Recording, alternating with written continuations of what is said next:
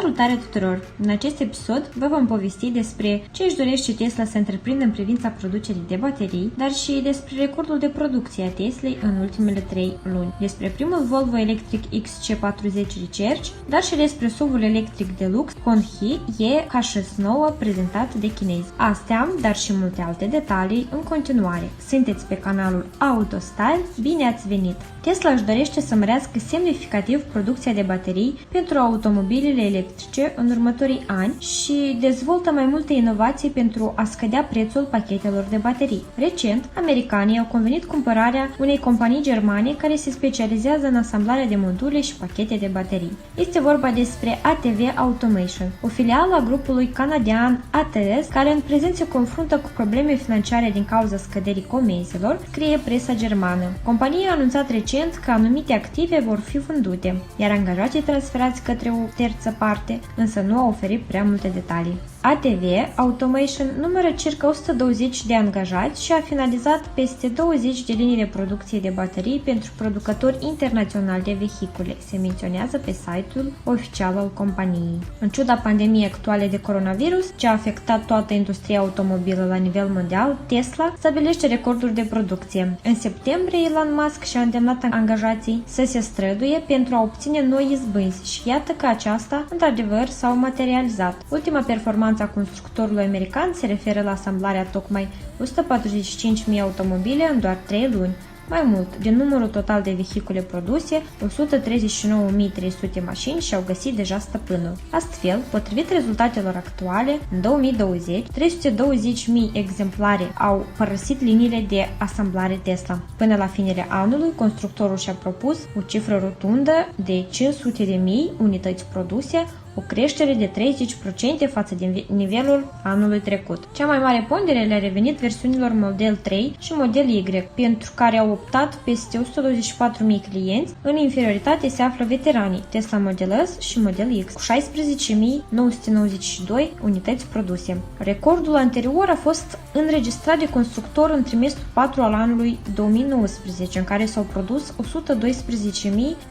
de exemplare. Pe viitor se așteaptă sporirea iminentă a numărului de Tesla asamblate, datorită creșterii capacităților de producție a companiei și eventuala completarea gamei de modele oferite. La moment, modelele S, X, 3 și Y se asamblează în Fremont, California. Adițional, Model 3 se produce și în Shanghai.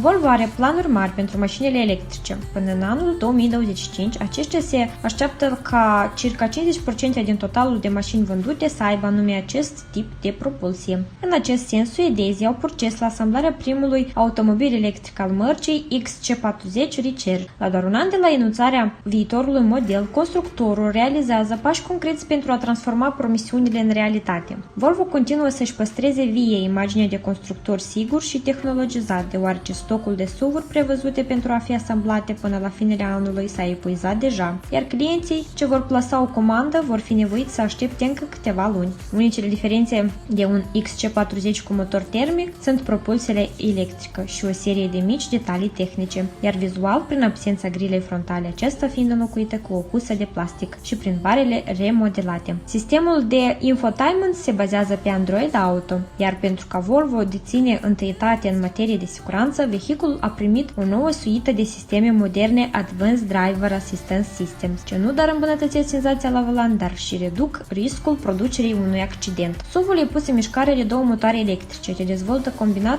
408 cai putere. Energia e furnizată de o baterie de 78 kWh, ce poate alimenta până la 80% în doar 40 minute în regimul de încărcare rapidă. Autonomia anunțată de producător este de aproximativ 400 km.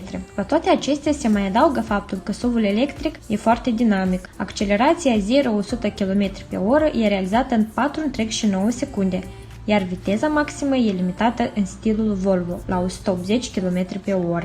Primul vehicul electric al celor de la Polestar și-a început cariera cu stângul. La doar câteva săptămâni de la startul livrărilor modelului, la finele lunii august, mai mulți clienți din Europa au raportat erori de software ce face imposibilă utilizarea vehiculului. Unii posesori s-au confruntat cu probleme chiar în a doua zi după procurare sau peste doar câțiva kilometri parcurși. Multe exemplare nu reacționează la comenzi chiar și în timpul deplasării. Europei. În acest sens a fost dispus un recal general pentru toate cele 2200 unități Polestar 2 livrate până la acest moment în Europa, China și SUA. Astfel, fiecare client a fost contactat personal și rugat să se adreseze la cel mai apropiat service cât mai repede, deoarece problema de software înregistrată poate periclita siguranța la volan. Cei drept, nu au fost înregistrate vătămări sau victime până la momentul actual. Constructorul susține că a reușit să depisteze cauza erorii, dar unii clienți sunt nevoiți să aștepte câteva săptămâni, deja fiindu-le puse la dispoziție mașini la schimb pe perioada servisării. Se crede că sursa problemei ar fi bateria de 12W a mașinii. Polestar 2 este propulsat de două motoare electrice, câte unul pentru fiecare punte, care dezvoltă combinat 408 cai putere. Bateria oferă o autonomie de aproximativ 500 km. Aceasta accelerează de la 0 la 100 km pe oră în 4,7 secunde. Salonul auto de la Beijing vine cu încă o noutate controversată. Honghi EHS9, SUV-ul electric de lux, ce își propune să le fure europenilor din vânzări pe piața locală. Evoluția constructorului chinez este strâns legată de automobile de lux de câteva decenii. Acesta furniza limuzine prezidențiale pentru oficialii chinezi încă din anii 60.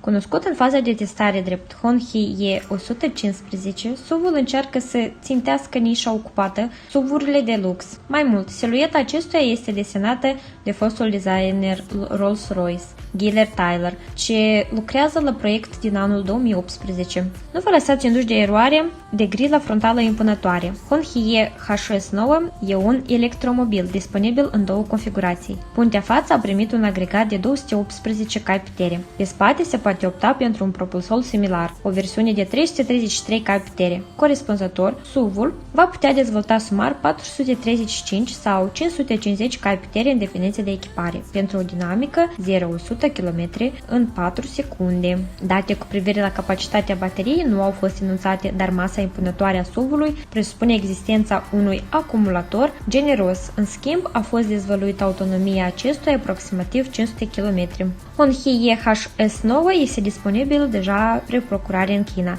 iar compania nu prevede extinderea pe alte piețe, cel puțin pentru moment. Versiunea de bază poate fi achiziționată pentru un preț de aproximativ $80.000, iar cea de vârf atinge prețul de $110.000. Atât pentru astăzi, ne vedem în următorul episod.